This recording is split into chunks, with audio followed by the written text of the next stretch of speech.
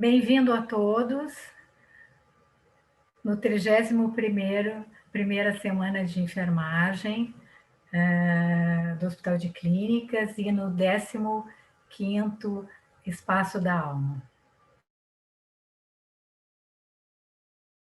E oferecer este momento para vocês. Bom, primeiro eu gostaria de contextualizar um pouquinho. O Espaço da Alma é um espaço biocêntrico, centrado na vida, de cuidado ao cuidador, que compartilha saberes e práticas integrativas complementares de saúde, né?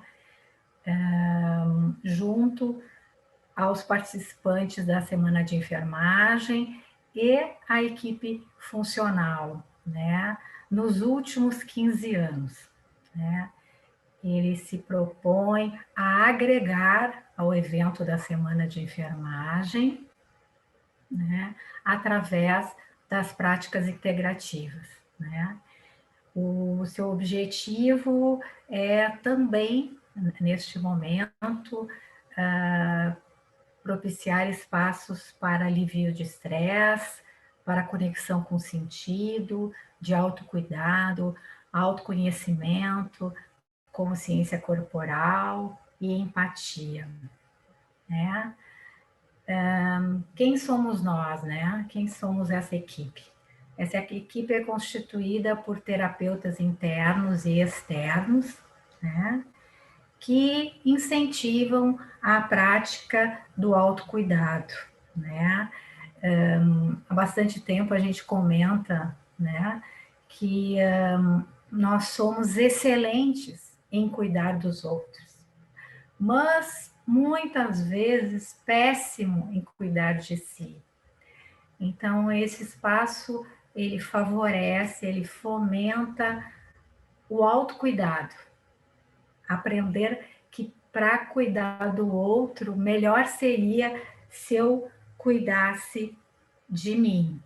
Estou seguindo um esqueminha para fazer mais fácil. Como que ele surgiu, né? O primeiro Espaço da Alma se deu na Semana de Enfermagem de 2007 aqui do Hospital de Clínica, né? Naquele momento, novamente, com uma grande inovação, trouxemos práticas integrativas à equipe funcional, aos alunos da Escola de Enfermagem, equipe funcional do Clínicas, né? Trouxemos palestras e trouxemos práticas, tá? E este ano é um ano muito especial, porque a gente celebra 15 anos, né? 15 anos de práticas. E eu queria trazer aqui um pouquinho do que nós aprendemos, né? E o que mais nós aprendemos, o nosso maior desafio é a entrega, é deixar acontecer, é construir pontes, pontes multiprofissionais, interpessoais, né? É movimentar-se com fluidez, é exercitar a comunicação não violenta, né? Esses espaços de práticas, eles se dão nas dependências do Hospital de Clínicas de Porto Alegre, vem acontecido assim, na Escola de Enfermagem também, da associação NASCLIN, né? Nas salas de aula, né? Então, esses espaços são transformados nesse momento. A gente retira a cadeira, coloca a maca, coloca lençol, abaixa, e diminui a luz ou aumenta a luz, coloca a música. A gente monta um ambiente receptivo e acolhedor, com respeito, garantindo privacidade, para que aquele que cuida do outro possa se cuidar por algum momento, através das práticas integrativas. A gente vem desenvolvendo isso de uma maneira presencial até 2019, né? Ele se dá, como eu havia falado, por terapeutas internos e externos. Isso só acontece quando um grupo de pessoas imenso, mais ou menos umas 60 pessoas, talvez, que se integram para ajudar a montar toda essa logística, toda essa infraestrutura de abrir espaços entre as unidades de salas para que esse momento possa acontecer em vários horários, em vários dias, durante a semana de enfermagem. E a semana de enfermagem sempre foi aquela que abre a atenção do cuidado ao cuidador. Nesse momento, eu gostaria de agradecer, né, principalmente a 31ª Semana de Enfermagem, no nome da professora Ediane, né, também agradecer a parceria de vários grupos que nos ajudaram às práticas integrativas. Uma delas foi a Unidade Básica 1º de Maio, do Hospital Divina Providência, né? Os grupos de reiki, dos Caminhos de Luz, do reiki no Parque, do GAPS reikianos, o pessoal da Arte Maricari, o pessoal da Fevale, que trouxe a quiropraxia, isso, e agradecer parece uma coisa tão simples, né? Mas a gente precisa agradecer o início, que a gente monta o espaço, e na hora que a gente termina esse espaço, para que esse espaço volte a ser aquilo que ele era, a sala de aula, a dependência do clínicas, o que era, né? Em 2012, a gente verificou que era importante também dar esse retorno para a semana de enfermagem, para o momento qual era o retorno de atendimentos, né? Então, para conhecimento de vocês, assim, em 2012, quando a gente montou uma avaliação pré-atendimento de práticas e pós-atendimento de práticas, sendo que as práticas às vezes duravam 15 minutos, às vezes 30 ou 1h30. 42% dos nossos participantes entendiam que se sentiam em situação ruim ou regular. E depois da prática, 96% colocaram que estavam ótimos, com uma prática integrativa, por vezes no horário de trabalho, por vezes fora do horário de trabalho, durante aquele momento, né? E isso era muito relevante no sentido de dar esse retorno, como é importante habilitar, não sei se essa palavra, ou ensinar que o cuidador precisa dar passos para o autocuidado. Outro item que aparecia muito presente é qual é a melhor prática? E a nossa resposta sempre foi a mesma. A melhor prática integrativa que você pode fazer é aquela que você escolhe. E se não conhece nenhuma, experimente e escolha, né? Então, agora em 2021, com muita alegria, e é uma honra para mim também, nós estamos disponibilizando, junto com a Semana de Enfermagem, 21 vídeos de práticas integrativas, ou seja, os terapeutas deram seu depoimento de como vocês poderiam fazer essa prática em casa, né? Então tem 21 vídeos feitos com muito amor e carinho para dar dicas de como se cuidar. E além disso, né, a gente está oferecendo durante a semana de enfermagem o reiki à distância, né? Esse reiki à distância, ele se faz assim, em algum momento no hot site vai estar lá uma lista, então aquele que quer receber o reiki à distância, ele coloca seu nome lá, que durante essa semana você vai receber esta prática integrativa, né? Então, a partir de agora, eu abro para o nosso webinário, que está muito bonito, que foi feito com muito coração, com muito sentimento, por um grupo assim, que está aqui para cuidar do cuidador. É isso que eu gostaria de falar. E agora vou chamar a Luciana.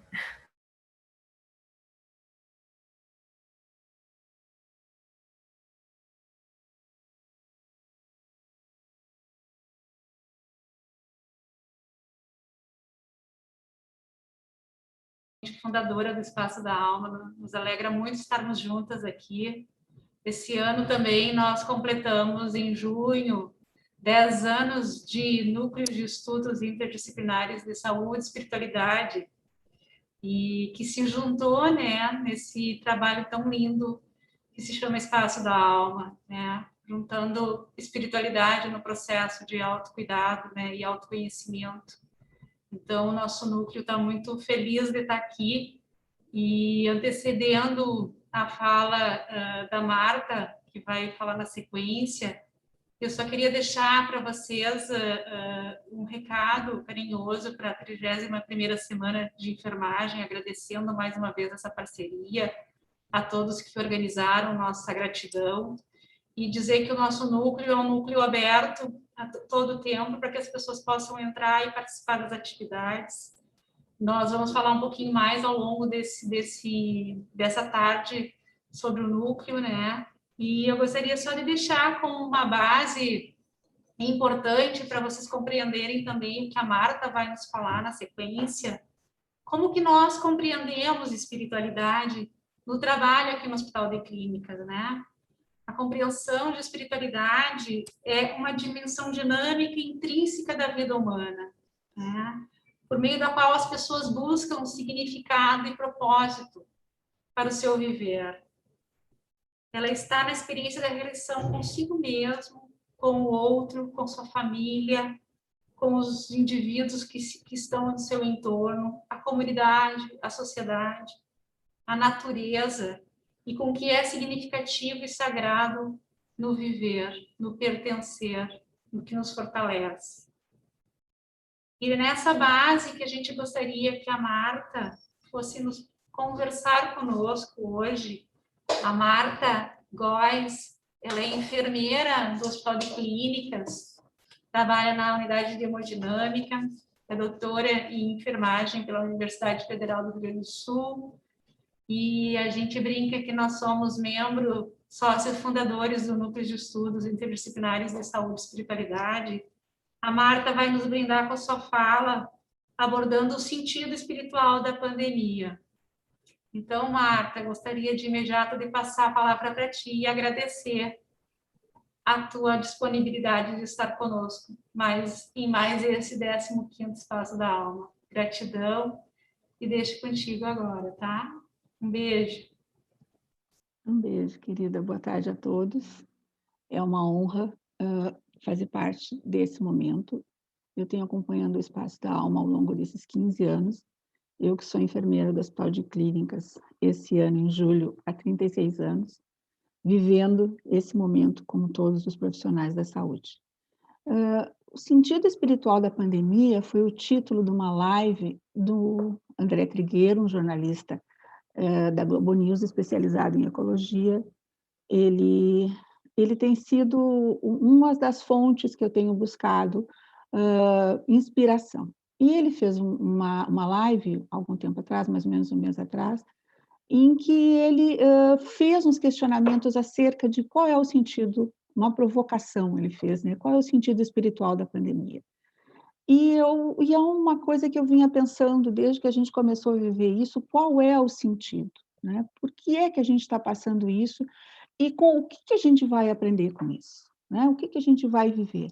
A pandemia, ela trouxe incerteza, ela trouxe medo, ela trouxe distanciamento, ela trouxe exaustão, ela trouxe esperança, né? Eu, quando fui procurar uma imagem acerca disso, né, eu encontrei uma roleta russa não, roleta russa é mais ou menos o que a gente está vivendo, né? Uma roleta, uma montanha russa, né, para tu ver o ato falho, né? Mas uma montanha russa. E é o que a gente tem vivido ao longo desse ano e 2 meses, já quase 3 meses, né? Já estamos quase na metade de julho. E tem sido muitas coisas diferentes que a gente tem vivido, né? E quando a gente pensa que as coisas não podem piorar, as coisas pioram, né? O que a gente tem a aprender com isso? Eu lembro ano passado, quando a gente teve as grandes queimadas, quando teve aquela nuvem de gafanhoto, quando teve inundações, teve a pandemia, né? Todas essas coisas que vêm acontecendo juntas, né? Qual é o sentido disso tudo, né? Por que a gente está passando isso tudo? E ao longo desse ano, uma das formas em que eu fui buscar sentido para o momento que a gente está passando foram leituras, foram vídeos, foi a música, foi a arte, né? Foi nesses caminhos que eu fui buscando o sentido. E a partir desses questionamentos, é por esse caminho, né, que eu gostaria de conversar com vocês hoje à tarde. Eu pensei nesses caminhos em, em três, em três estradas, né? Qual é o sentido do que a gente está passando? Aonde buscar sentido, né? Que sentido obter dessa situação toda que a gente vive até o momento? Qual é o papel, né, da ética, do cuidado e da solidariedade para buscar esse caminho, para trabalhar nesse caminho? Que aspectos a gente vai trabalhar nesse caminho? E, além disso, a morte e a vida, né? São três elementos em que a gente tem vivido isso todos os dias, algumas pessoas mais, outras menos, mas a gente tem vivido isso o tempo todo, né? Aonde é que a gente vai, né? O que vai acontecer com a gente? O que a gente tem ouvido, o que a gente tem presenciado, né? A pandemia nos trouxe um aumento muito grande nos quadros de ansiedade. Em todas as pessoas, independente de serem profissionais da saúde ou não, houve um incremento das doenças mentais e da ansiedade. Mas, a par disso, também houve uma oportunidade de aprofundamento da fé. Independente da sua confissão religiosa, né, as pessoas se voltaram mais, as pessoas oraram mais, né? E um autor que trabalha muito esse tema, que é o Dr. Koenig, que é de uma universidade americana, que estuda muito o impacto da espiritualidade na saúde, e um dos artigos dele do ano passado, ele diz que houve um aprofundamento da fé religiosa e do relacionamento com Deus. A gente vivia, até antes da pandemia, uma crise muito grande nas relações humanas, né? Um consumo exagerado, as pessoas perdendo o sentido da sua própria existência. Nós temos elevados números de suicídio no mundo nos últimos anos, isso denota uma falta de encontro de sentido na vida. Quando a pessoa não encontra mais um sentido, mais uma razão para viver, o suicídio parece ser, enfim, uma possibilidade, né? Que, enfim, não faz com que a pessoa obtenha isso, né? Mas é a compreensão que a pessoa tem no momento. Então, a pandemia aumentou isso, né? Mas, a parte disso, também propiciou que as pessoas repensassem, né? Quando a Lu fala, define o conceito de espiritualidade, tu vai buscar em algum lugar, né? Um dos lugares em que se busca é na religião.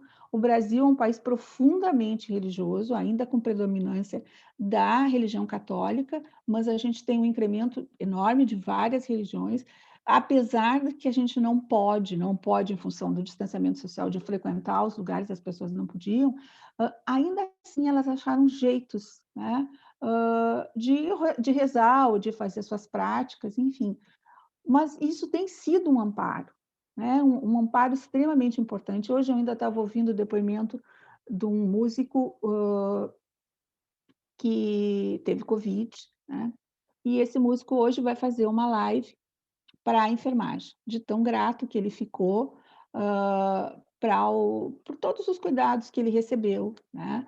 E ele disse que se sentia muito fortalecido porque a esposa dele, que é a Glória Pires, enfim, dizia a ele: olha, o Brasil está rezando por ti, né? E ele disse que isso deu forças para que ele conseguisse passar pelo que está passando, né? E várias outras situações em que a gente viu de pessoas que tiveram a doença e que se sentiram amparadas pelas preces, né? Nós mesmos no hospital frequentemente fazíamos corrente de orações quando a gente tinha colegas doentes e isso infelizmente se repetiu várias vezes.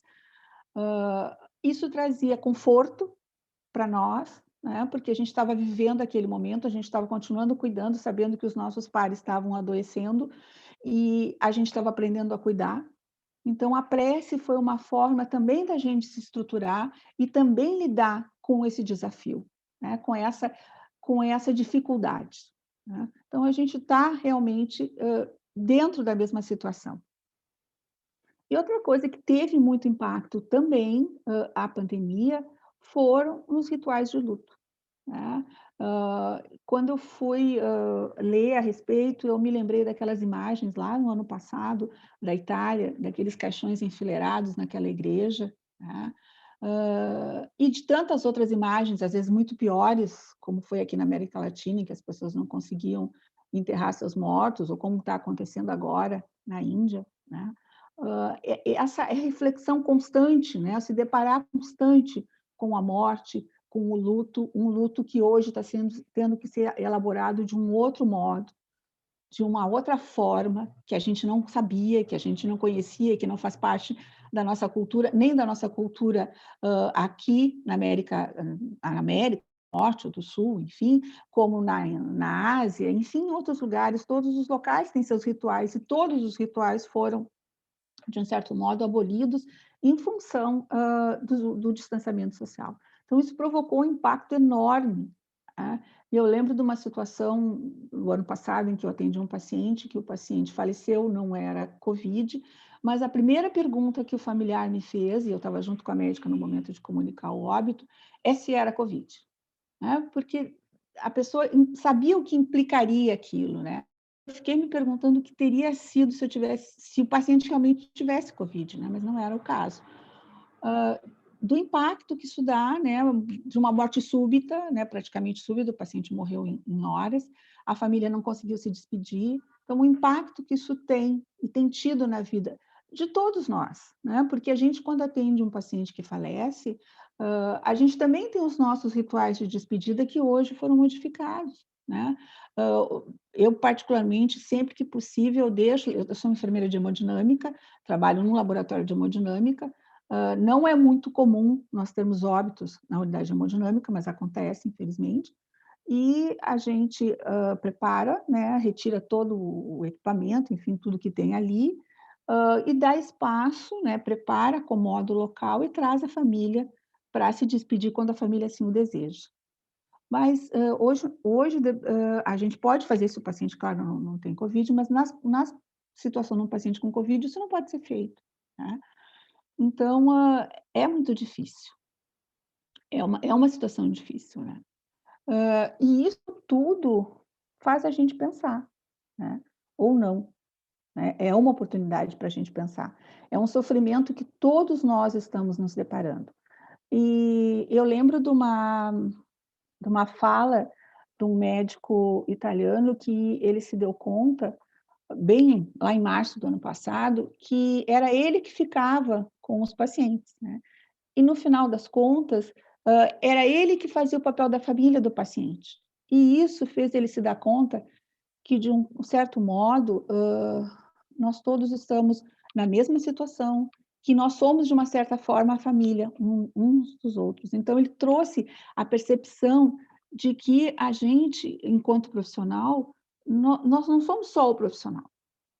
Naquele momento, a gente é a família daquele paciente, e isso tem uma outra implicação, isso tem uma outra representação.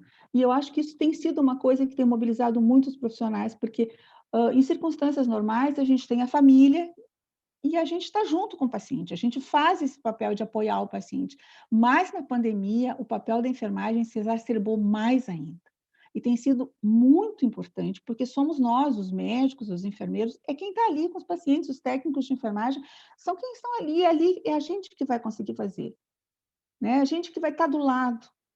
Então, e isso também representou uma sobrecarga e também uma oportunidade da gente pensar na nossa humanidade. Pensar que a doença do outro não está tão longe assim. E isso foi outro aspecto que a Covid nos trouxe, né?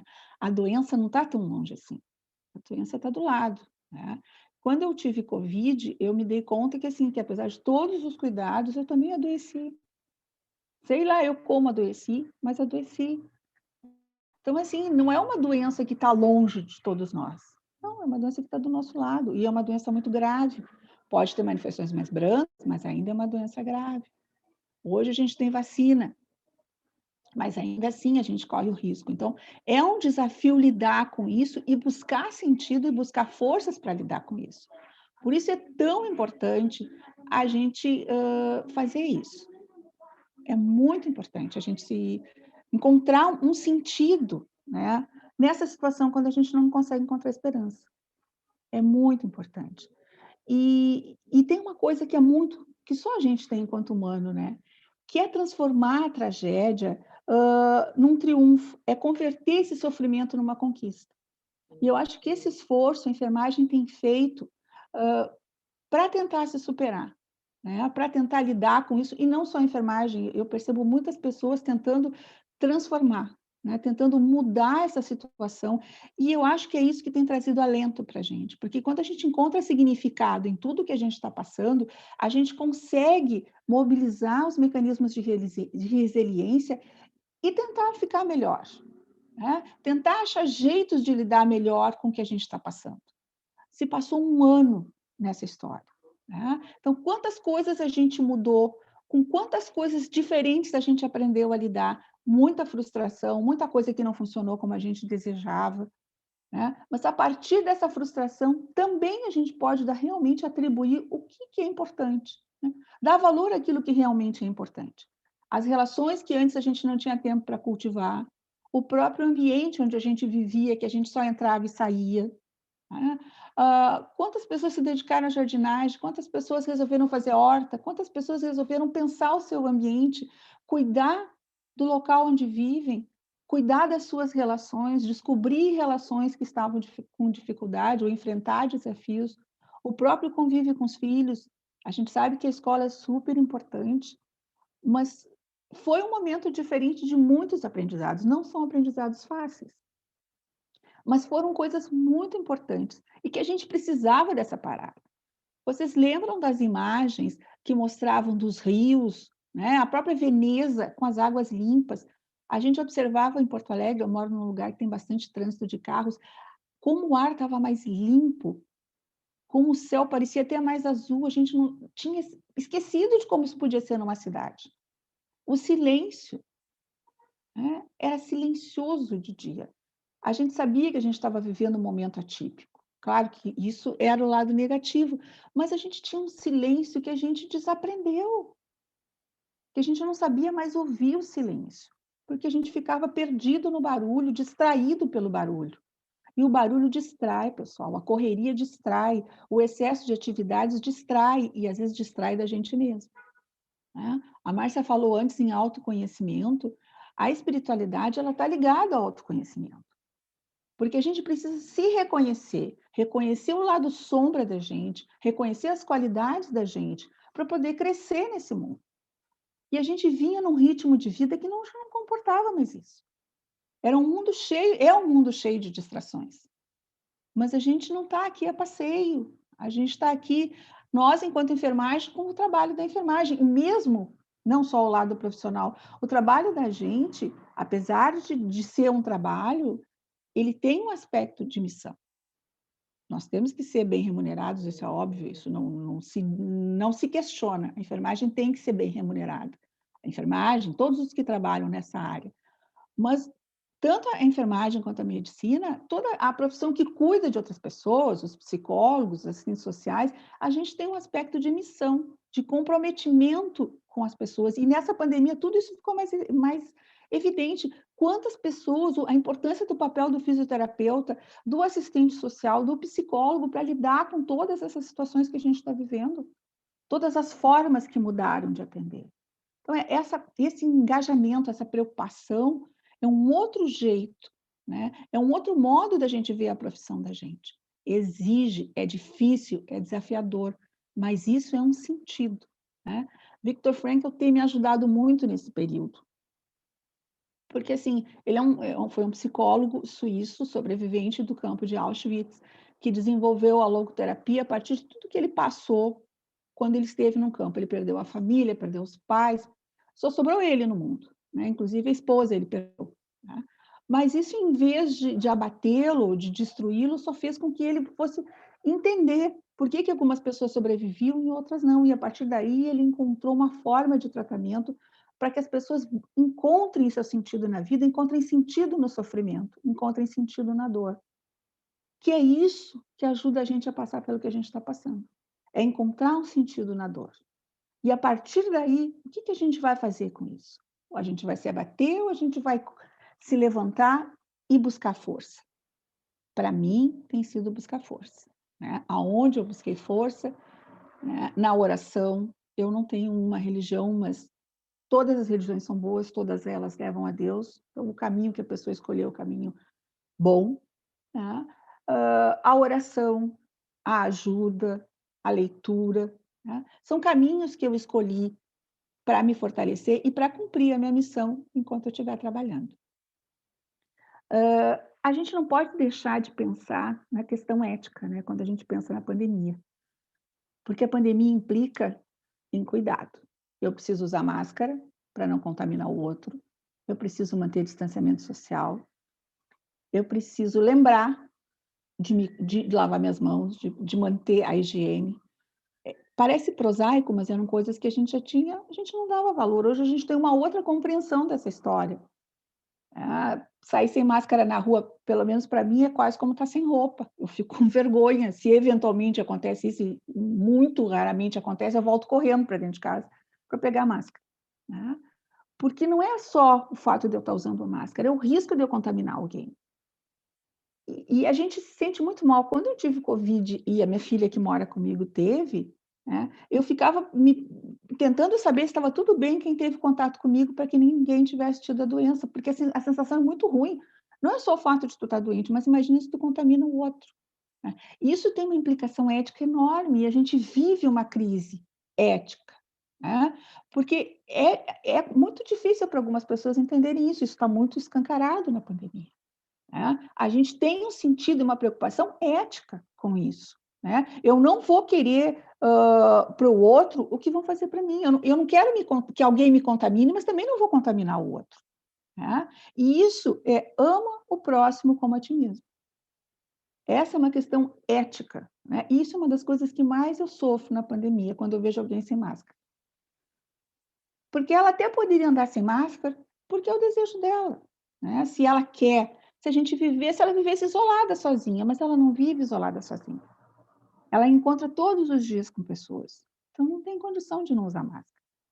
Tá? Mas esse é o momento, esse é o esforço de entender, porque a gente vive em sociedade, tem pessoas que já fizeram uma caminhada, que já têm uma compreensão e outras ainda não alcançaram essa compreensão.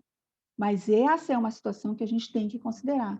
O aspecto ético, o impacto que as ações da gente têm na vida do outro. Isso ficou muito, mas muito evidente na pandemia e a gente tem que ter muita consciência disso. Né? O que impacta o meu desejo? A minha vontade, né, de tomar chimarrão sem máscara na pracinha. Né? Qual é o problema?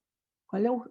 Mas eu vou tomar ali com o meu conhecido, mas eu estou sem máscara, eu estou no meio dos outros. Né? Não é que a gente não tenha vontade, a gente tem vontade, mas não pode. Não pode porque eu posso prejudicar o outro. Então, essa compreensão de que as ações da gente têm impacto no outro é um dos ensinamentos que a pandemia nos trouxe. Tudo que a gente faz tem impacto. Né? Tem um aforismo que diz que quando uma borboleta bate as asas no lado do mundo, outra coisa acontece do lado de cá. As pessoas achavam que isso era graça, né? A gente descobriu que não é assim, né? Um bichinho se reproduziu lá no outro lado do mundo e olha onde é que a gente está agora. Né? Então, assim, o corona, né, vem nos ensinar isso, o coronavírus nos ensinou isso. Ele apareceu na China e hoje a gente vive, e agora há pouco de manhã eu vi notícias, a gente tem altas incidências, de novo, em outros países, né, que não tinham com outras cepas, enfim. A gente vai viver isso ainda por um bom tempo, né? Mesmo com o advento da vacina, a gente ainda está vivendo essa situação. E é importante a gente ter essa noção de que a gente está no mesmo oceano, talvez não no mesmo barco, porque tem pessoas piores, muito piores condições do que nós. Eu vendo as imagens da Índia, eu fiquei pensando, puxa vida, né?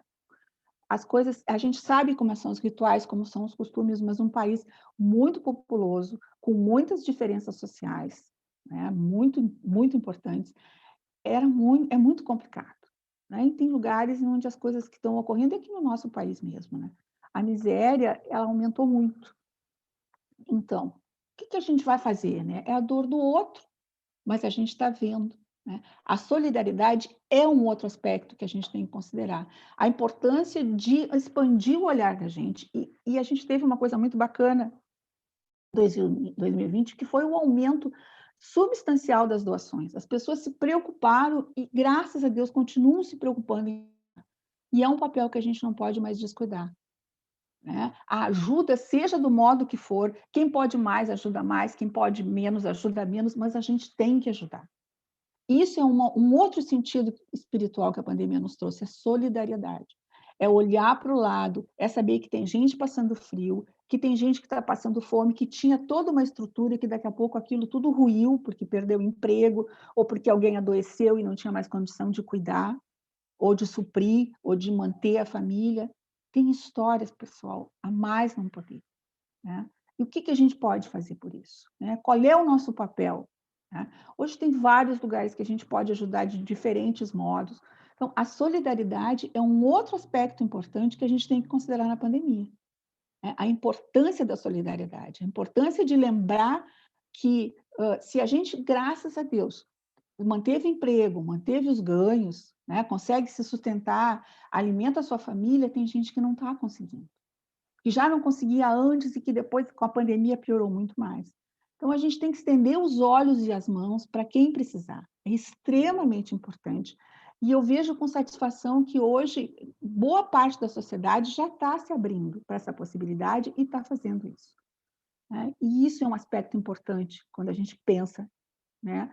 O que se aprende? Qual é o sentido, né? Então, o lado ruim da pandemia também mostrou, né, que a miséria pode ser combatida com a solidariedade e que é importante a gente cumprir o nosso papel. E como é importante, enquanto sociedade, que a gente assuma o nosso papel, né? Político, de cidadão, né? De respeitar as leis, de fazer cumprir as leis. Isso é ética, pessoal. A ética é muito necessária e ela começa por nós mesmos. A pandemia está escancarando isso a todo momento. Um outro aspecto é o cuidado, né? Agora vou puxar a brasa para o meu assado enquanto enfermeira, né? O cuidado, ele sempre foi importante e vai acompanhar o ser humano por todo o tempo que ele viver, desde que ele nasce até que ele morre, né? A enfermagem está lá, todo esse tempo. Né? E o cuidado, sempre que a gente tem uma crise importante no mundo, ele brota de novo na sua importância. Tem sido assim nas grandes guerras, tem sido assim nas pandemias, tem sido assim nas tragédias. Né? O cuidado, ele brota, né? Ele se mostra necessário e importante, o cuidado com tudo, o cuidado com a natureza. Quando a gente teve o desastre em Brumadinho, isso ficou evidente. Quando a gente teve as queimadas que a gente teve, o impacto que a gente teve sobre aquele ar negro em São Paulo, o cuidado com a natureza, está muito evidente. Né? Quando a gente viu que as águas tornaram-se límpidas com o isolamento social, a gente se deu conta do estrago que a gente está fazendo no mundo, ou deveria se dar conta do estrago. Né? Nós somos responsáveis. Não é à toa que tem epidemia de gafanhoto. Né? Não é à toa que a gente tem tanta dengue, zika, enfim, a gente desequilibrou o meio ambiente. A gente precisa lembrar que a gente precisa cuidar da terra, precisa cuidar de Gaia, precisa separar o lixo, precisa saber da importância de separar o lixo, é uma coisa prosaica, mas a gente tem que separar o lixo. A gente tem que ficar atento com o que a gente consome, com a quantidade de embalagem, com o lixo que a gente gera. Isso também é encontrar sentido, pessoal. Saber que a gente pode reciclar e se a gente recicla, a gente ajuda outras pessoas que vivem da reciclagem, que o lixo, na realidade, não é lixo, né? O lixo reciclável é material que pode ser transformado. E a gente tem que ter respeito por isso, porque isso pode gerar trabalho, pode gerar renda e sustento para as pessoas não viverem de forma indigna. Tá? Então, tem formas, e tem, às vezes, bem simples. Separar o lixo não é uma coisa complicada. Não é. Né? É simples. As crianças hoje, graças a Deus, estão aprendendo isso muito cedo. Né? A importância de separar o lixo, a importância de não desperdiçar água. São coisas que a gente tem que pensar. E a pandemia fez com que a gente pensasse isso também. Formas de cuidado, né? De que forma a gente pode cuidar? Eu já dei algumas, já falei algumas. Mas teve formas muito interessantes que a gente descobriu, né? E eu fiquei me lembrando de uma que a enfermeira Isis divulgou, que chama o radinho da alta, né? Em meio à pandemia, né, quando as coisas estavam ainda na fase mais estabilizada, os pacientes às vezes custavam um pouquinho a melhorar, ou não se motivavam, ou estavam muito tristes. E ela foi descobrindo que músicas os pacientes gostavam, e conseguiam um radinho de casa, e conseguiam outra doação de radinho. E os pacientes eram ajudados a despertar com o rádio, né? O rádio ajuda, porque o rádio dá a hora mais seguido, e ela descobria a música que os pacientes gostavam, e as pessoas, os técnicos também, e assim isso motivando. Os pacientes relatavam depois que quando eles escutaram a música, eles foram se animando e foram se sentindo melhor. Isso é uma forma de cuidado, né? Quantos de nós não temos um rádio em casa lá parado num canto que a gente não dá bola hoje, que a gente usa o celular ou a televisão ou outro meio de ouvir música, né? Um radinho fazia com que uma pessoa fosse despertando da sedação, ficando mais alerta, mais animada, sentindo que a vida estava retomando ao seu lugar e que ela podia ter vida de novo depois de todo aquele sofrimento. Eu fiquei muito emocionada quando eu soube dessa iniciativa, como muitas outras, né? O marido da Glória Pires hoje dizia que ele lembrava de alguém da enfermagem dizer no ouvido dele: lembra dos teus filhos, não desiste, lembra dos teus filhos. Quantas vezes alguém da enfermagem faz isso? Quantas histórias eu escuto dos técnicos de enfermagem que estão ali do lado, que estão estimulando, né? Lembrando o que é importante para as pessoas. Quantas vezes a gente faz isso? E é muito importante. É muito importante. Seguidamente, quando eu tenho um paciente muito, muito medroso, assim, muito apavorado, eu digo para ele: procura lembrar daquilo que tu gosta, do tempo que tu vai estar, aonde tu vai estar, em casa, o que tu gosta de fazer, te imagina em casa quando tu for embora, sabe? Lembrar aquilo que é importante. Há um tempo atrás, eu encontrei no Instagram da doutora Ana Arantes, que é uma paliativista super reconhecida no país, menção ao prontuário afetivo. E, de uma certa forma, a gente faz isso, mas ela recomenda que a gente faça de forma... do mesmo modo que a gente coleta os dados para uma anamnese no paciente, a gente faça o prontuário afetivo, que tem algumas coisas. Tem a foto do paciente, a gente pergunta de que forma o paciente gosta de ser chamado, o que ele mais ama na vida, qual é a música preferida dele, e uma mensagem de esperança. Tá? Tem inúmeras histórias. Quando eu coletei os dados do doutorado, uma das histórias que eu ouvi é que na CTI as pessoas penduravam, assim, tipo num varalzinho, as fotos que eram importantes para aquele paciente, né? De netos, enfim, quando são idosos.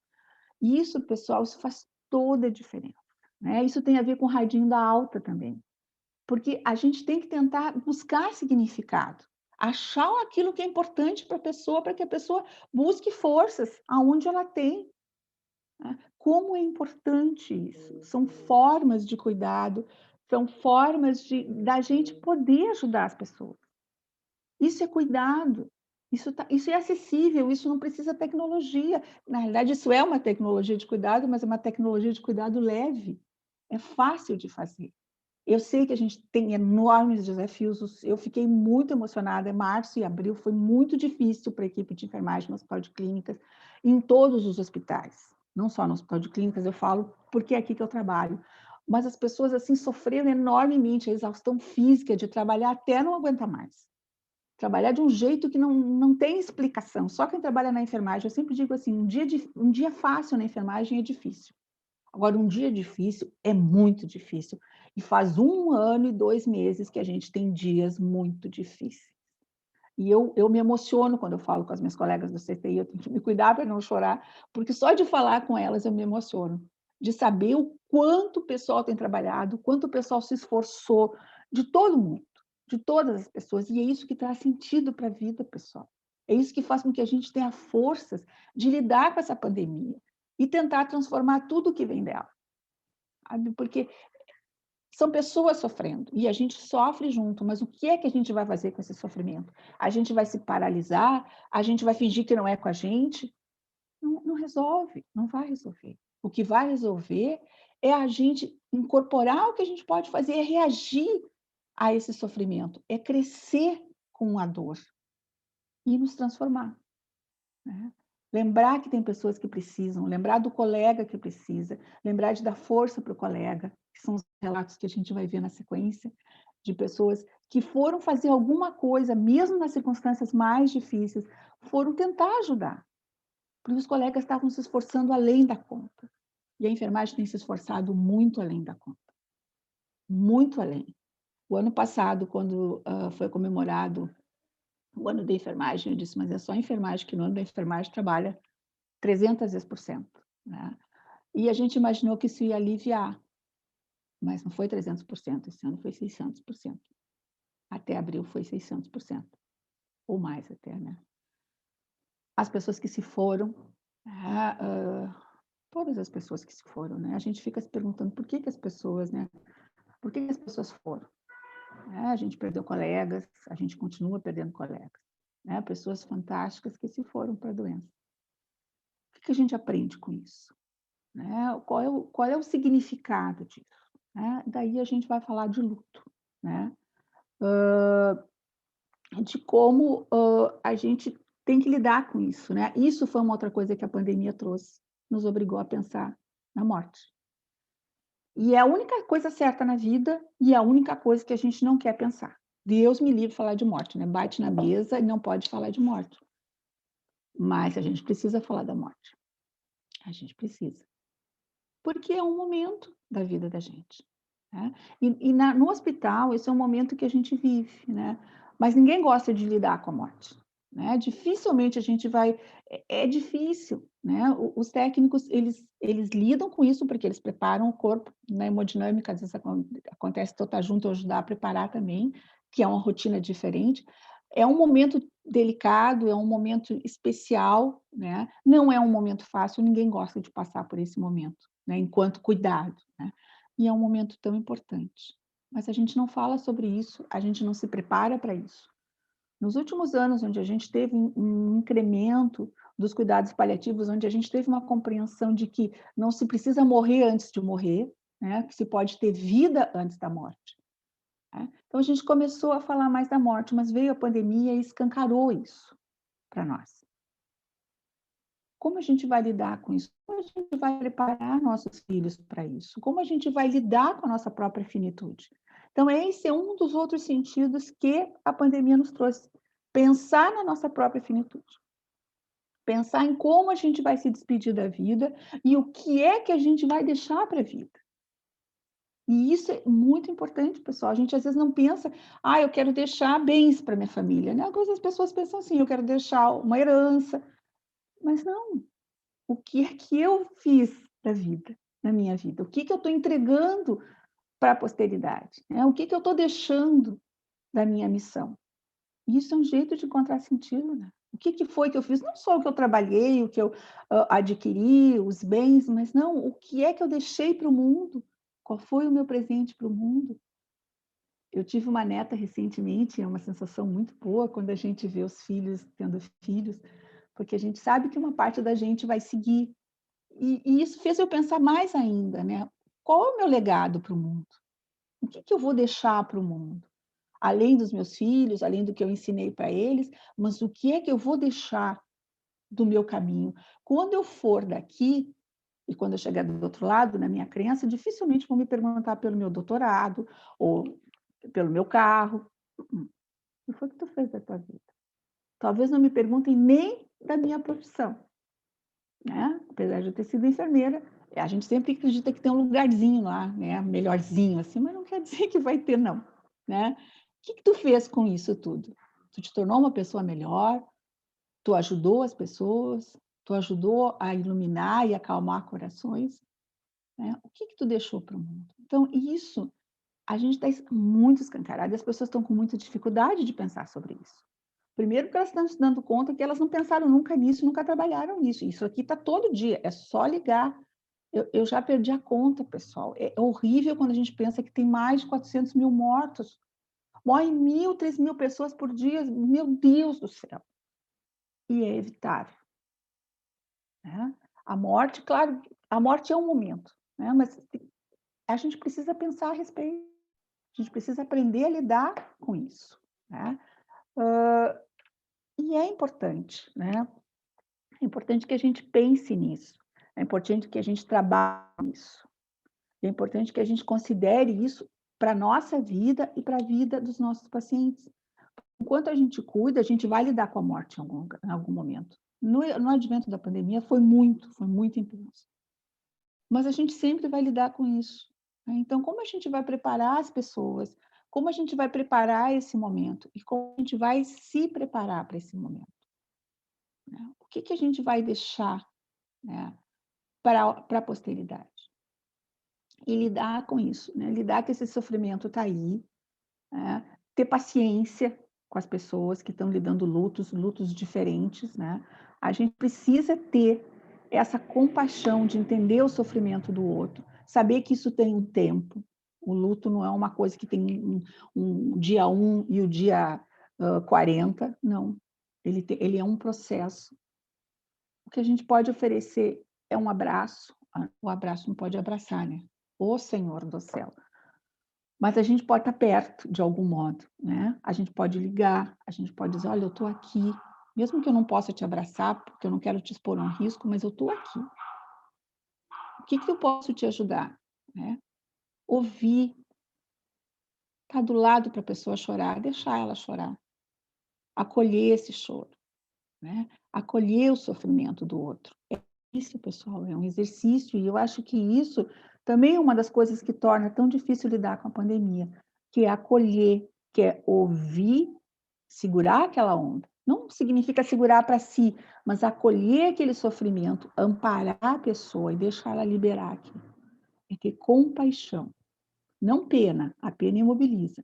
A compaixão te movimenta no sentido de ter uma ação ativa para amparar aquele sofrimento. E isso é extremamente importante nesse momento. A gente tem que considerar a importância de cuidar do outro. E eu acho que é uma coisa importante da gente considerar também, que, esse momento, ele é um momento também da gente pensar, na gente mesmo, né. O que que foi que eu fiz? O que que eu tenho feito, né, e o que, ó, que eu quero para o futuro. Trabalhar é importante, é necessário, né. Mas a gente precisa ter tantas coisas, a gente precisa trabalhar tanto para ter tantas coisas e não ter tempo para nós mesmos. A gente precisa de um tempo na vida, tempo para descansar, tempo para cuidar da saúde, tempo para olhar para a gente mesmo, tempo para encarar a nossa própria sombra e não ter medo dela, e reconhecer as nossas limitações e buscar as nossas forças. Então, me parece que o sentido espiritual da pandemia também é olhar para dentro, né. É difícil e eu acredito que muitas pessoas estão com muita dificuldade de olhar para dentro, né. Quando a gente vê essas aglomerações, eu fico pensando quão difícil deve ser para essas pessoas, né, quão triste é ver essas pessoas ainda infantis, né, porque isso é uma rebeldia, uma infantilidade de pessoas frente a um momento que a gente está vivendo, né. É difícil, a gente consegue compreender se olhar para essas pessoas com o olhar da compreensivo, né, da compaixão de quem ainda não atingiu um determinado estágio de crescimento, né. Mas a gente precisa se trabalhar, a gente precisa se preparar para que a gente possa entrar em contato com a gente mesmo, perceber a fragilidade da vida e, para isso, ter mais cuidado com a vida e com a natureza, ver a nossa responsabilidade individual em evitar a contaminação dos outros, saber que essa responsabilidade é só nossa, não é de mais ninguém, tá. Ser solidário, ajudar quem precisa, do jeito que a gente puder, né. Buscar reencontrar a espiritualidade da gente, né. Essas ideias vieram do André, né, foi ele que vocalizou, mas tem muito a ver com o que eu pensava, assim, por isso eu quis trazer para vocês isso, porque bateu tão forte em mim, me deu tanto consolo ouvir aquela fala dele, e eu fiquei pensando nesse ano todo, enquanto enfermeira, enquanto mãe, enquanto paciente de covid, né, enquanto filha de uma idosa, em que eu preservo para não ter a doença, né, enquanto vó, que sou agora, e quase grupo de risco por ter quase 60 anos, né. Então, todos esses papéis, né, como eu lidei com isso, né, como eu encontrei sentido para isso. E foi desse modo que eu relatei para vocês, me atentando para essas coisas, pensando e agindo nesse sentido, tentando ser uma pessoa melhor e tentando fazer essas transformações e tentando conversar com as pessoas acerca dessas transformações. Porque tem uma coisa que eu achei tão importante, uma fala do Frankl, que diz assim: "Quando já não somos capazes de mudar uma situação, somos desafiados a mudar nós próprios". E eu acho que esse é o sentido da pandemia. Muito obrigada pela oportunidade. Fiquem com saúde, fiquem em paz. Sinara agora, Angélica vão seguir, e a Cássia vão seguir na poesia, que vai ser um prazer escutar. Obrigada, Marta. Oi, pessoal, boa tarde. Então, eu sou a Angélica da Mole, a Sinara, assistente social do SMO. Eu sou professora de Educação Física, trabalho no Serviço de Educação Física e Terapia Ocupacional do hospital. E tanto eu, a Sinara, a Cássia, a Lu e outras pessoas com certeza que estão aqui assistindo a gente, tem a questão do trabalho com as práticas integrativas, seja utilizando diferentes ferramentas, como práticas de cuidado pessoal e práticas de cuidado com o outro também, né? De compartilhamento desse espaço. E então, nessa proposta, no Espaço da Alma, a gente quer compartilhar com vocês e praticar juntos. Essa é a nossa proposta, né? Porque muitas vezes a gente sabe que muitos de nós que estão trabalhando no campo da saúde, a gente está sempre, né, cuidando, buscando dar atenção para o outro, e a verdadeira compaixão é um processo onde a gente cuida da gente e compartilha esse cuidado com o outro também, né? Para que a gente possa ter energia nesse processo de troca. Então, a gente quer convidar vocês para fazer uma prática de mindfulness, ou seja, uma prática de atenção plena, onde a gente vai levar a nossa atenção para o corpo, para os sons, para a mente, para as emoções. Então, quero convidar vocês a encontrar uma postura de prática. Que postura é essa? Onde vocês estiverem, sentados, sentadas, deixar os dois pés no chão, encontrar uma postura confortável. E eu vou usar o som do sino para sinalizar o início de cada etapa desse processo de prática. E quero convidar vocês também, se for confortável, a fechar os olhos para poder entrar em contato maior com essa percepção da experiência que vocês vivenciam nesse momento. E vocês vão ter muitos estímulos durante esses minutos aqui, com um pouquinho dessas ferramentas, com o som, com a descoberta, a investigação curiosa do nosso corpo, do que ele apresenta, e a nossa mente. Então, boa prática para vocês, para nós, né? Então, convido que vocês encontrem essa postura confortável, os pés no chão, talvez sentar um pouquinho mais na beirinha da cadeira para deixar a coluna ereta. Quem tiver alguma dor no corpo, quiser botar uma almofadinha, se tiver em um lugar que isso seja possível, pode fazer. Então, a gente vai dar início à nossa prática.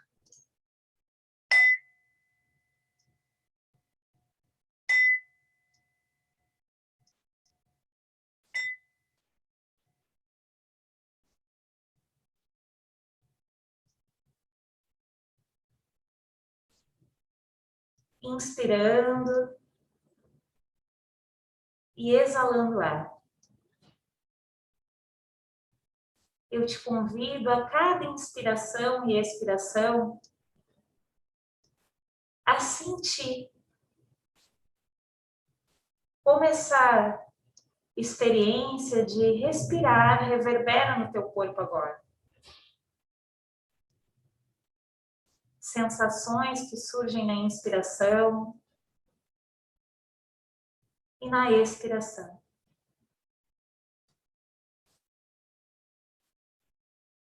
Leva a curiosidade para perceber qual é a tua experiência agora. Sentindo teus pés no chão, teu bumbum na cadeira. sentindo talvez a gravidade atuando no teu corpo. Deixando que teus ombros, teus braços possam se soltar, se estiverem mais tensos, e perceber isso. Percebendo também como está o teu rosto, os músculos do rosto. Talvez perceba alguma tensão. E a cada momento, a cada respiração, você pode soltar qualquer tensão desnecessária.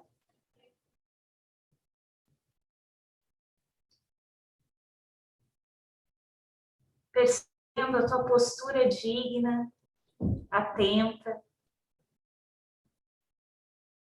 sem nenhum julgamento, na intenção de acolher a experiência que estiver aí agora.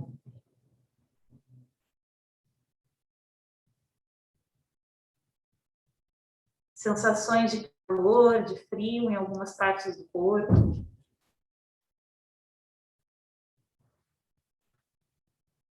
Do ar tocando tua pele, no rosto, nas mãos.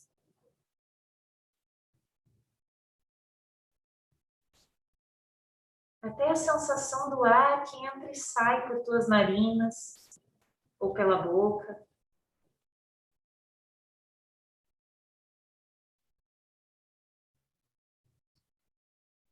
Por alguns instantes eu te convido a repousar a tua atenção aí, na respiração.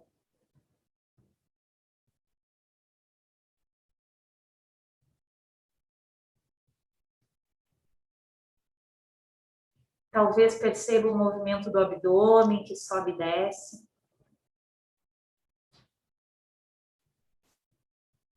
Ou talvez mais a região do peito.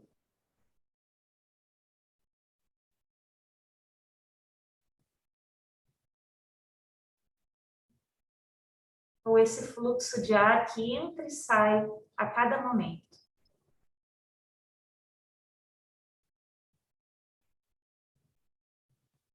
Respirar. Sentir a respiração.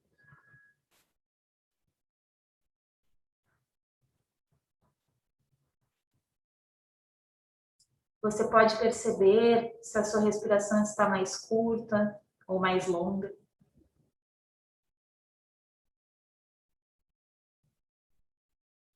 Não precisa mudar nada, simplesmente reconhecer o que já está presente.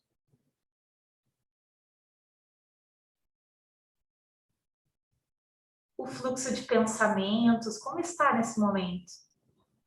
Somente está onde seu corpo está? E se aperceber devaneando, pensando em tarefas do futuro ou do passado, tudo bem. Simplesmente reconheça isso e, com gentileza, volte a sua atenção para o seu corpo. Sua âncora, sua respiração está presente a cada momento.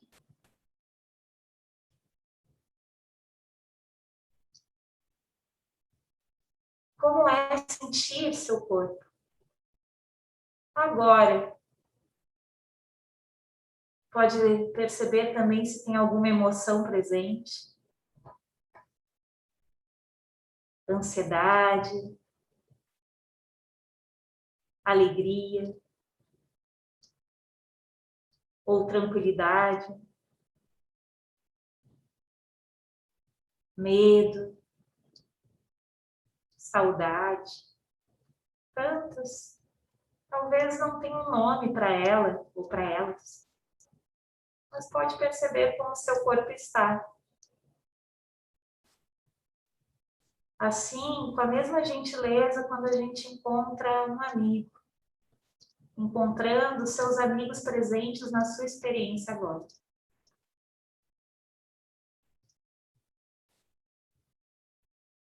Eu te convido a abrir a sua atenção agora para o seu corpo como um todo. Um corpo inteiro respirando. Abrindo a sua atenção também para os sons ao seu redor. Ouvindo de corpo inteiro.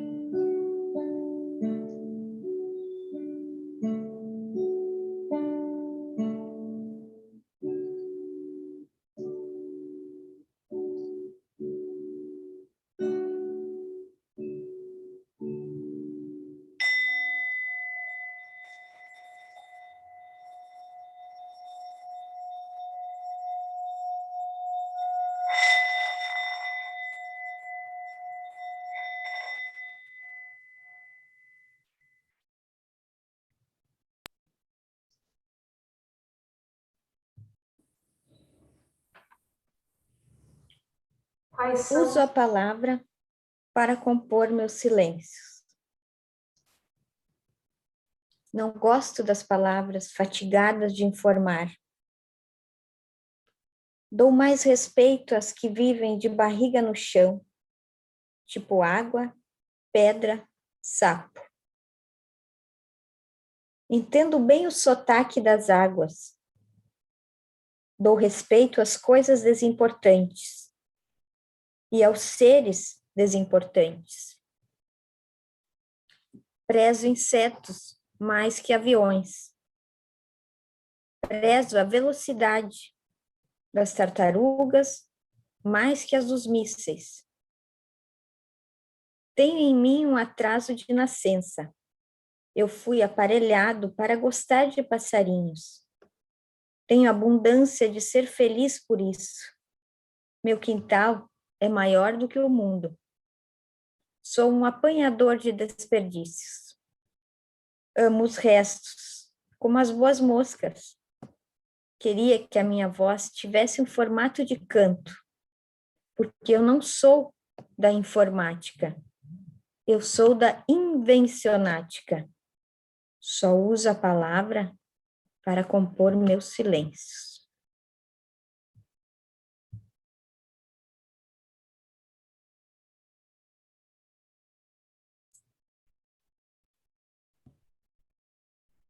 Aos poucos, quem estiver de olhos fechados, pode abrindo devagar, deixando a luz entrar,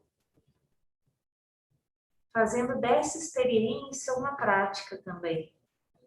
Abrindo os olhos, observando as cores, movendo devagar os dedos dos pés, das mãos, talvez até cuidando do seu corpo, movendo os ombros, cabeça. Inspirando, soltando ar de forma profunda, 1 ou 2 vezes. E talvez experienciando, além de reconhecer o que está presente, agradecer. Agradecer esse corpo vivo, pulsante, vibrante, às vezes acelerado, às vezes mais calmo, assim como a nossa mente e a montanha-russa que a Marta trouxe para a gente, cheio de emoções, de pensamentos, de sensações. Que esses estímulos possam ser bálsamo e elementos de consciência para cada um de nós a cada momento do nosso dia. Esse é o convite que a gente quer deixar para vocês. E os encontros que vocês tiveram nessa prática podem se modificar a cada momento. E a gente também, eu, a Sinara, a Lu, a Cássia, a gente fica à disposição também aqui no hospital de trocar alguma ideia, conversar, né? Sobre essa prática, sobre outras práticas que talvez possam contribuir para a gente viver melhor, lidando com o sofrimento que faz parte da vida de todos nós, assim como também vivenciando tantas coisas boas, tantas trocas que todos os dias a gente tem, né? É isso. Gratidão. E eu vou passar a palavra agora para as gurias que vão falar um pouco sobre algumas experiências que elas têm vivenciado nesse momento de pandemia, com experiências de cuidado em alguns setores aqui do hospital. Falando então sobre confortando na pandemia, eu passo a palavra para a Giane Pacheco e em seguida a Gessi Freitas também vai contar um pouquinho sobre algumas experiências dela aqui no hospital. Giane, passo a palavra para ti.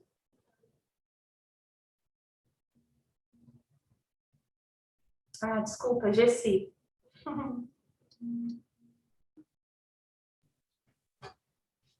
Boa tarde, pessoal. Meu nome é Gessi, sou técnica de enfermagem aqui do Hospital de Clínicas, aqui da CCIH. Queria relatar para vocês um pouco agradecer pelo convite, primeiramente, e eu acho muito importante esse momento da gente poder proporcionar para os colegas, levar nossa experiência, proporcionar um pouco de carinho, um pouco de atenção, como a Marta comentou anteriormente. A gente começou essa prática de cuidar de quem cuida, diante que todo mundo ouviu os comentários que a emergência estava sobrecarregada, pessoal adoecendo por conta de excesso de trabalho, e aí um dia eu estava aqui na CCH, o Rodrigo, que é meu chefe, e estava sendo feito várias mediações com a psicologia lá, para ver se a gente conseguia desestressar um pouco o pessoal lá, que estava lá na ponta. Aí eu comentei com a minha terapeuta, a minha massoterapeuta também, a Marina Miotti, que me alivia bastante também, aplica reiki, e aí ela já estava querendo fazer uma ação para ajudar. E aí eu fui lá e ela propus para ela aceitou. Então, a gente começou fazendo no dia 22 março, falei primeiro com o Rodrigo aqui, meu chefe, para ver se, em termos de controle de infecção, tinha algum problema, para a gente poder fazer a quick massagem e o reiki para essas pessoas que estavam sobrecarregadas.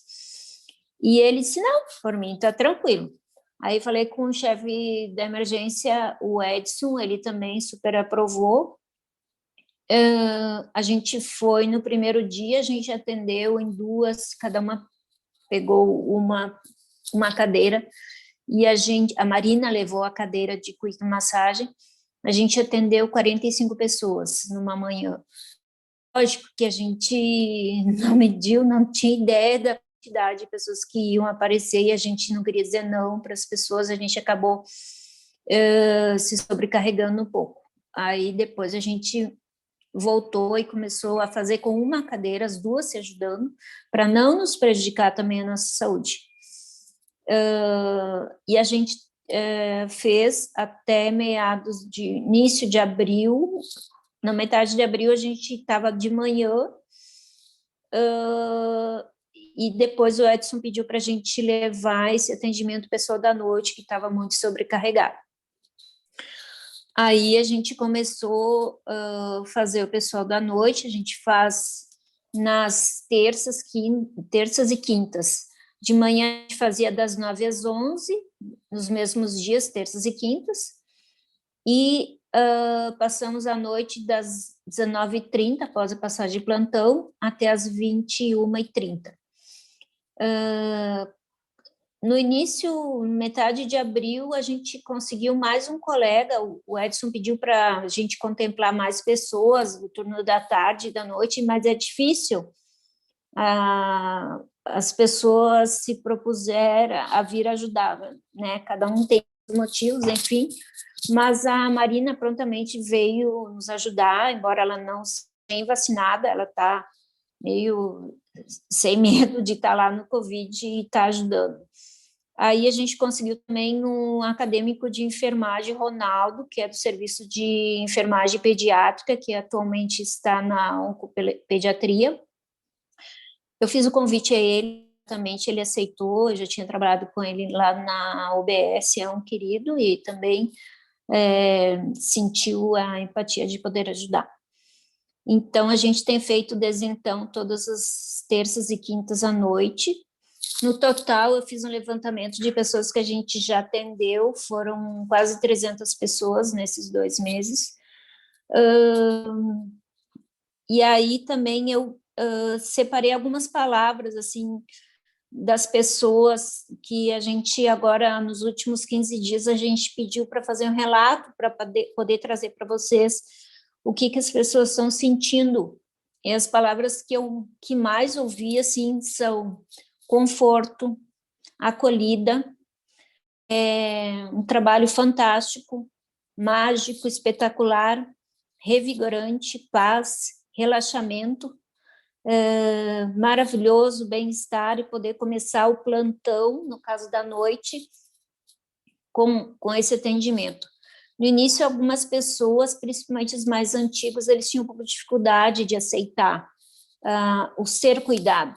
E aí eu ia lá chamá-los para vir receber o cuidado. No início, alguns nem acreditavam que estava acontecendo.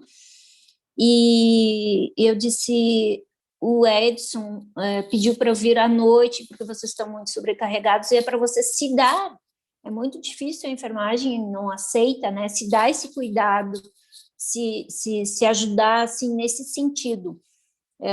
Tenho relatos ali de colegas que estavam há 2 semanas com dor no pé e tal, e não queria ir no médico, a gente aplicou o reiki. Nossa, ele veio na outra noite que a gente encontrou ele, veio agradecer.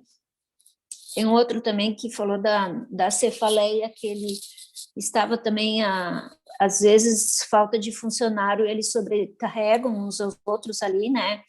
Eles vêm noites seguidas para poder ajudar a equipe, e ficou esse colega, no caso, ficou com dor de cabeça, e ele disse, nossa, depois vocês me atenderam a massagem, eu me senti, e o reiki, eu me senti outra pessoa. Então, assim, a gente nota que esse trabalho tem sido, assim, muito gratificante, acho que mais para nós que estamos fazendo, assim, do que para eles mesmos. A satisfação de vê-los cuidar, se permitir de cuidar, de poder renovar, não sentir dor, isso ajuda muito. Acho que a gente sai leve de lá, porque a gente vê que eles saem também leves, né? E também nos comentários que eles têm feito, eles pedem muito para a gente não parar, para a gente continuar, e para o pessoal que às vezes vem da manhã ou da tarde, vem fazer hora extra ali, que também pede para a gente voltar para amanhã, e outros que pedem para tarde, que eles ainda não receberam. Então, está sendo um trabalho muito, muito bom, muito gratificante para a gente. Só que a gente só não temos braço para tudo isso, né? A gente gostaria de poder contemplar todos, mas eu faço esse trabalho no horário fora do meu horário de trabalho. É um trabalho voluntário mesmo, da Marina e do Ronaldo. Então, no caso da tarde, eu não posso ir lá, pessoal, e a gente está vendo se consegue mais voluntários para poder fazer esse trabalho. Ontem à noite, inclusive, eu saí daqui, era 10 horas, o pessoal da CTI do 7º andar desceu, fugido para poder receber a massagem. Quando descobriram que tinha, eles vieram correndo lá para poder, inclusive o pessoal da emergência deixou eles passar na frente para poder eles receberem também. Aí também nos convidaram para ir para lá, para o 7º andar, mas a gente não tem como abraçar todos, né, nesse sentido, mas ficamos muito felizes de poder ajudar as pessoas que têm muito relato de dor, tensão, emocional muito abalado também. Às vezes eles têm, quem faz várias noites seguidas tem filho, tem marido em casa, e deixa em casa para poder vir ajudar. Agora a emergência Covid está mais leve, mas a emergência comum do bloco A está bombando, está super lotada, e a demanda deles continua grande. Essa semana deu uma aumentadinha um pouquinho nos Covids, mas nada assim como era lá em março, no início de março. Eu fico aberta para vocês, se alguém quer fazer alguma pergunta, eu posso contribuir alguma coisa para vocês. Eu também atendi a colega, gostaria que mais pessoas do grupo, os reikianos, eu sei que tem muitos reikianos no hospital que possam fazer esse trabalho mais assim com as pessoas, com os colegas que se sentem muito cuidados, e o retorno é muito gratificante lá em geral com todos, né? Não é só a emergência que está sobrecarregada, digo, os andares também, só que a gente não tem como, digo que a gente é uma sementinha, e gostaria de que houvesse mais multiplicadores que pudessem contemplar todos, que todos pudessem receber um pouco desse cuidado e se permitir esse cuidado também, para ter uma noite, uma tarde, uma manhã de trabalho melhor, assim, que a gente, só quem já teve no front, eu trabalhei também na emergência de noite, então já sei como que é aquela loucura lá da emergência. Fico aberta, alguém quer fazer alguma pergunta? Não? Então, eu não sei se eu já posso passar para a colega da emergência que chegou.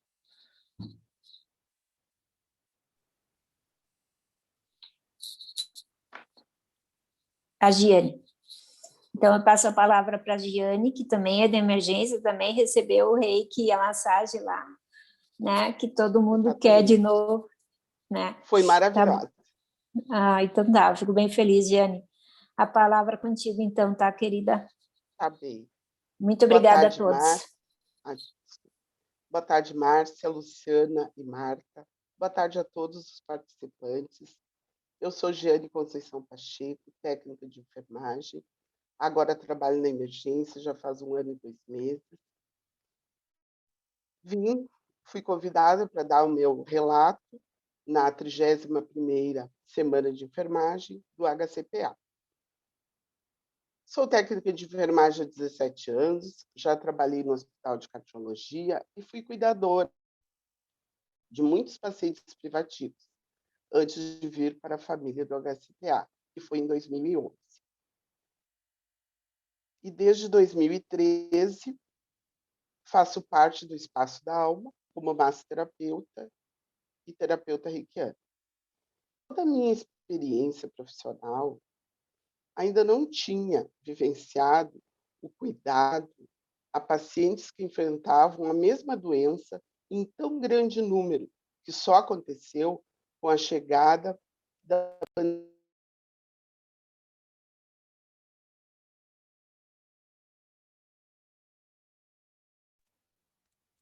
Desculpa.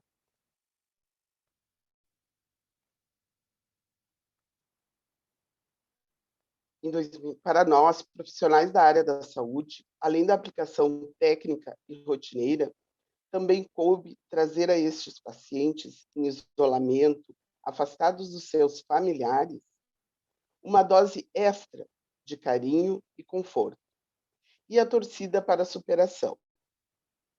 Nessa trajetória, tive o apoio incansável de todos os colegas. E hoje, no Dia Internacional da Enfermagem, gostaria de representar o meu ex-chefe, Tiago Teixeira. Parabenizo ele e a todos os enfermeiros que, com sua generosidade, paciência e profissionalismo, me auxiliou e tornou possível minha realização como profissional da saúde. Na pandemia, abordagens que levaram, eu tenho certeza, muito conforto na aplicação das mais variadas práticas, chamadas práticas integrativas. Propiciam uma troca de energia, tanto para quem aplica e para quem recebe. É cura física e espiritual. Agora vou dar um pequeno relato. No meu último plantão, recebi 10 pacientes que estariam sob os meus cuidados. Em especial, um paciente idoso, confuso, agitado, contido, gritando. Cheguei perto dele, olhei nos seus olhos, me apresentei. Fui verificando sinais e, ao mesmo tempo, apliquei um reiki. Prática que não interfere em nenhum momento as técnicas e cuidados rotineiros, e nem confronta com as prescrições médicas. Após isso, o paciente se acalmou, se harmonizou, todo o resto do plantão ficou melhor para ele e para todos em sua volta. Neste momento histórico, onde vivenciamos diariamente insegurança, dor física, exaustão psicológica, conseguimos, como grupo de trabalho, nos superar a cada dia, fortalecendo laços. Nesta etapa de enfrentamento e combate à Covid-19, desejo que toda a população consiga ter acesso à vacina com maior brevidade e que a vida de todos retome a normalidade. Tenho certeza que toda essa experiência nos fará colher bons frutos. Então, agradeço o convite para participar do evento e parabenizo os organizadores. Fiquem todos com Deus e recebam o meu afetuoso abraço, por hora virtual. Obrigada.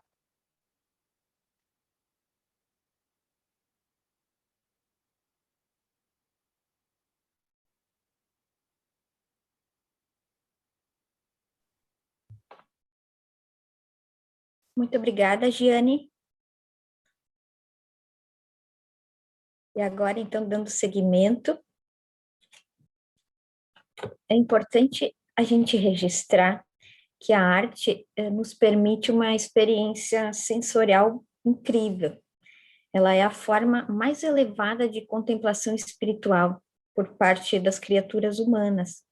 Por isso que ela combina tanto com esse espaço, o espaço da alma. Quando a gente fala em espiritualidade, falamos também em arte. E a poesia também é forma de autoconhecimento. A Marta havia falado que nós estamos num momento importante de autoconhecimento. A escrita, o poema, é uma forma de a gente se autorreconhecer. Quando a gente escreve algo, a gente está se inscrevendo. Então, a gente sempre convida nesses espaços que as pessoas façam essa experiência, escrevam o que estão sentindo. E como diz o Mário Quintana, né, às vezes a gente acha que está falando, fazendo bobagem, mas está fazendo poesia. Então, a poesia, o belo, ele pode estar em todas as coisas, até nas atitudes mais despretensiosas, né? E um exemplo que eu vou trazer agora parte do livro Grande Sertão Veredas, de João Guimarães Rosa. Não é um livro de poesia, mas a prosa, a escrita desse autor é tão bela que ela pode ser considerada um único poema. Então, eu vou ler para vocês um fragmento. O correr da vida embrulha tudo. A vida é assim. Esquenta e esfria. Aperta e daí afrouxa. Sossega e depois desinquieta. O que ela quer da gente é coragem. O que Deus quer é ver a gente aprendendo a ser capaz de ficar alegre a mais no meio da alegria. E ainda mais alegre no meio da tristeza. A vida inventa. A gente principia as coisas no não saber por quê. E desde aí, perde o poder da continuação, porque a vida é mutirão de todos, por todos remexida e temperada. O mais importante e bonito no mundo é isso, que as pessoas não estão sempre iguais, ainda não foram terminadas, mas que elas vão estar sempre mudando. Afinam ou desafinam? Verdade maior. Viver é muito perigoso. E não é, não. Nem sei explicar essas coisas. Um sentir é do sentente, mas o outro é do sentidor.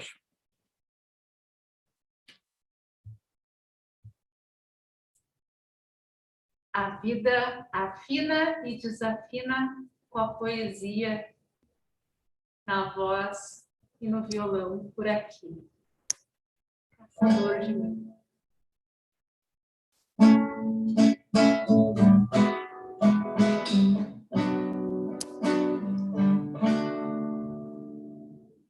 Por tanto amor, por tanta emoção, a vida me fez assim.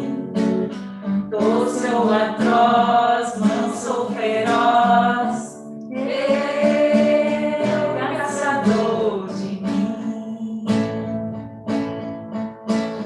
Preso a canções, entregue a paixões que nunca tiveram fim. Vou me encontrar longe do meu lugar, eu, caçador de mim.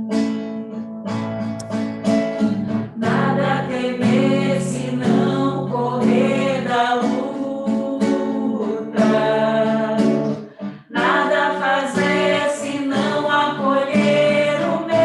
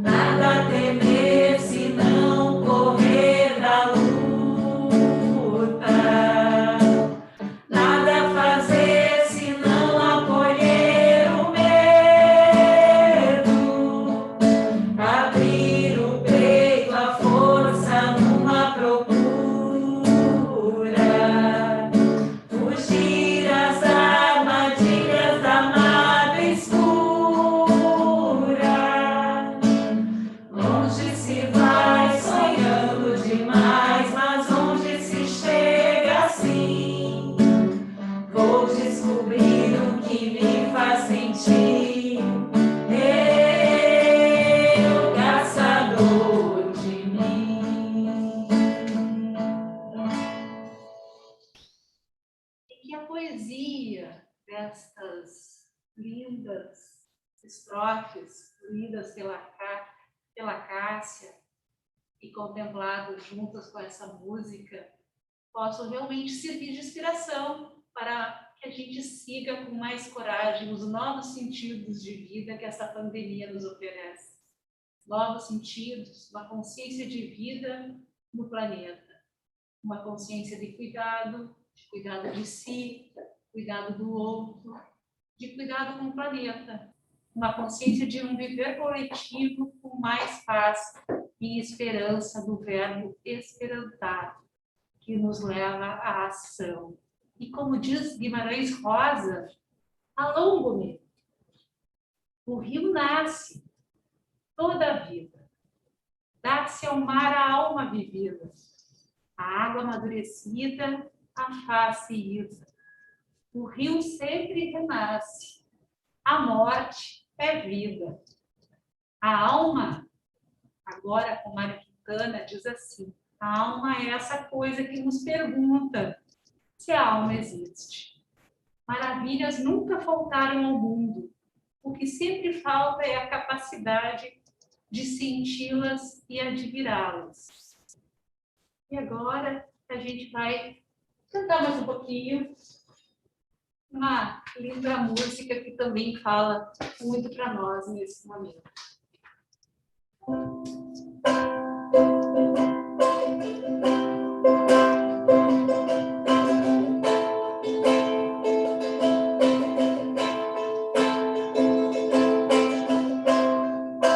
Estamos esperando dias melhores.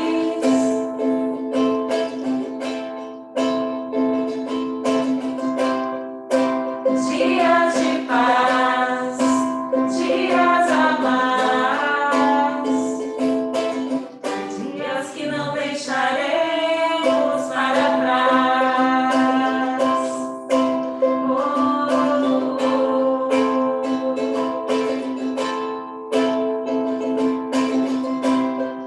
Vivemos esperando o dia em que seremos melhores.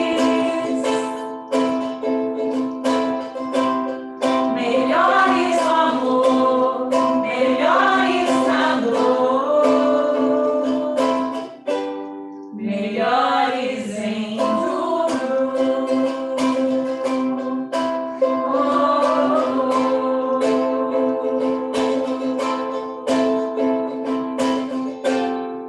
Vivemos esperando o dia em que seremos para sempre. Vivemos esperando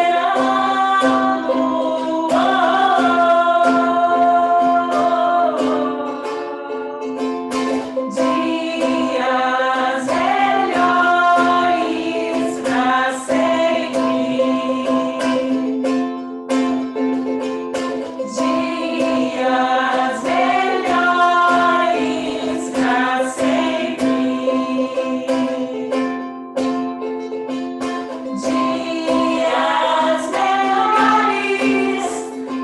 sempre. Dias melhores para sempre. Dias melhores para sempre. Para sempre. Para sempre.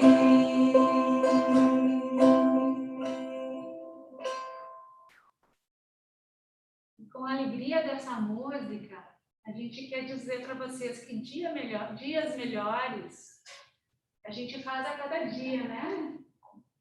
A gente procura aqui dentro do HCPA celebrar a vida a cada dia. E esse dia está aqui presente nos alegra estarmos aqui juntos, vivendo um dia de cada vez, resgatando o sentido espiritual do nosso viver, né? assim como a poesia do Mário Quintana diz aqui para nós, dai-me alegria do poema de cada dia. Ao longo do caminho, as almas eu distribua minha porção de poesia. E é nessa tônica, né, meninas, de gratidão, a gente quer agradecer a mais esse 15º Espaço da Alma, por estarmos aqui reunidos, né, congregando desses esforços das práticas integrativas, de poder ouvir a Márcia, né, que há 15 anos atrás, unida com amigos e colegas aqui da casa, conseguiu formar esse trabalho tão lindo que permanece conosco a cada ano, se replicando, né, ao longo do ano. Nós conseguimos, às vezes, realizar mais alguns eventos. Então, agradecer a todos a oportunidade que a gente está reunido na 31ª Semana de Enfermagem, desejar essa Semana de Enfermagem que tem um tema lindo, que é a transferência do cuidado, né, a transição do cuidado, que é tão importante para todos nós, né, que a gente também faça essa transição do cuidado, lembrando sempre de nós mesmos, de nos cuidar nesse caminho, cuidando da nossa vida, da vida do outro, dos nossos colegas, nesse viver coletivo. Assim, a gente pede também para a Cássia abrir a sua câmera, porque ela estava com a gente nessa atividade, e a gente poder juntas aí abanar para vocês e encerrar, agradecendo a oportunidade de estar junto aí. Que todo mundo siga aí no seu sentido espiritual da pandemia, Marta, Márcia, Giane. Muita gratidão por estarmos juntas. Uma alegria sempre estarmos juntas. Um grande abraço a todas. Muito obrigada e uma ótima semana de enfermagem a todos que nos escutam aqui e fora da nossa instituição. Gratidão. Obrigada pelo pessoal de apoio também, o Cristiano que nos acompanha. Gratidão. E assim nós encerramos essa primeira atividade, o nosso 15º Espaço da Alma. A gente convida todos a visitar o hot site, onde estarão os vídeos das práticas, para nós nos seguirmos nos cuidando. Muito obrigada.